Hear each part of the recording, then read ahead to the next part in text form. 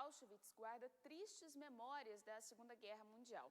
A nossa repórter Fernanda Ribeiro foi conversar com quem tem recordações do local e com um especialista para contar como surgiu esse campo de concentração.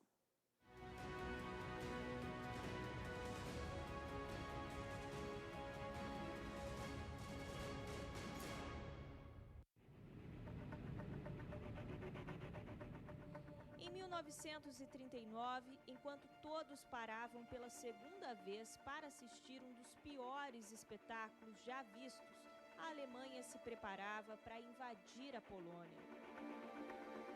As estratégias de guerras eram definidas pelos ideais nazistas, criados por um austríaco que o mundo conheceu por Adolf Hitler. Militar, político e ditador, Hitler defendia o propósito patriota da raça pura ariana, na qual negros, deficientes, homossexuais, ciganos e principalmente judeus não estavam incluídos. Eles colocam os judeus como mesquinhos, sabe, como detentores de riquezas e que não querem ajudar a Alemanha. Então, por isso essa perseguição. Em busca da reconstrução econômica da Alemanha, difundiu uma ideologia radical. Para isso acontecer, era preciso um lugar. Ao sul da Polônia, Auschwitz se tornou o maior campo de concentração nazista. Ele pensou em um local para a morte, para o extermínio de pessoas. No complexo de Auschwitz, havia lugar para o trabalho escravo na unidade 3 e para torturas físicas e morte nos galpões 1 e 2. Homens, mulheres e crianças chegavam o tempo todo em trens lotados.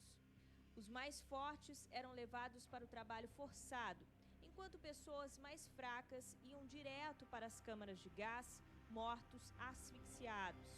Alguns ainda eram mantidos vivos para experiências extremamente dolorosas.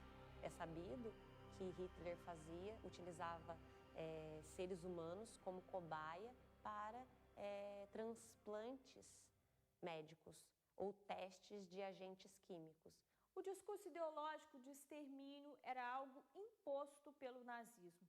Muitas vezes, sem nem saber que o fim estaria próximo, os prisioneiros de Auschwitz tinham que conviver com anos de crueldade na falta de comida, de água, de higiene, nas torturas e no trabalho escravo.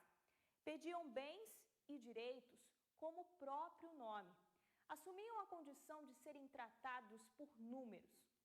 Hoje, relatos de um passado sombrio que a história não tenta esquecer. Na memória desse teólogo, Auschwitz sempre será um lugar de impressões extraordinárias. Ficamos como que gelados entrando lá, que só se ouvia o barulho dos nossos sapatos e ninguém tinha coragem de falar. Entramos num silêncio que era uma espécie de reação. Olha o que aconteceu aqui. Nós não temos palavras. A lembrança é de quando visitou o antigo Holocausto em 1979. Ele não tem fotos, queria apenas registrar tudo com o olhar. Desejava sentir um pouco do que o pai viveu. Gennaro Rampazzo era soldado italiano na Segunda Guerra quando foi capturado pelos nazistas. Permaneceu preso em um campo de internação na Alemanha por 2 anos. Mesmo distante de Auschwitz, não esteve longe do terror. Aquilo que mais ele se queixava era a fome, entendeu? Comia um pouco. E esta incerteza quando termina a guerra, o frio.